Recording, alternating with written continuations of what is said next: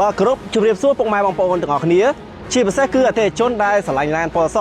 ខាងស្ដាំយើងខ្ញុំនេះគឺជាឡានពណ៌ស scan សាំងលាអគ្គិសនី full option តែម្ដងគេហៅថា option 5អញ្ចឹងនៅក្នុងថ្ងៃនេះបាទមិនត្រឹមតែសខាងក្រៅទេពុកម៉ែបងប្អូនសូម្បីតែខាងក្នុងឡានក៏ពណ៌សផងដែរអញ្ចឹងត្រូវប៉ាន់តែម្ដងហើយឡានយើងមានស្តុកទិញភ្លាមដកភ្លាមបានទៀតដើម្បីចង់ដឹងថាតើឡាន option 5 version 2នេះពិសេសយ៉ាងណាសូមប្រិយមិត្តពុកម៉ែបងប្អូនទាំងអស់គ្នាទស្សនាខាងក្នុងក៏ដូចជាជុំវិញរថយន្តដែលយើងខ្ញុំនឹងធ្វើការបង្ហាញជូនដូចតទៅតោះ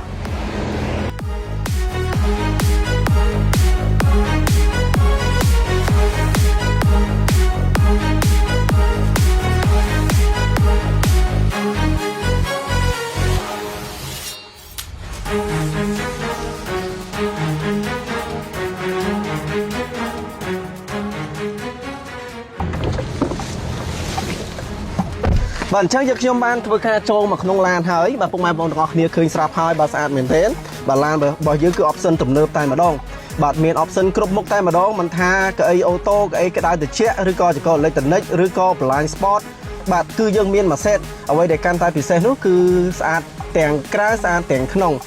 ដូច្នេះយើងមើលរៀងទាំងអស់គ្នាថាពេលដែលយើងបើកបរបាទគឺស្រស់ស្អាតយ៉ាងណាទៅបាទសពភាពនៅជុំវិញរថយន្តបាទដូច្នេះយើងទៅទាំងអស់គ្នា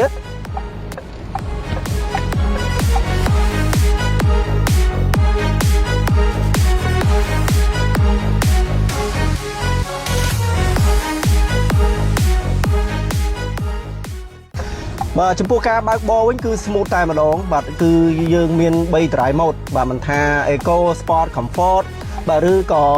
បាទពុកម៉ែបងប្អូនទាំងអស់គ្នាចង់បើកផ្លូវលឿនលឿនវ៉ាជែងអីគឺ smooth បាទឡានរបស់យើងជាន់នឹងឲ្យធ្វើល្អមែនទែន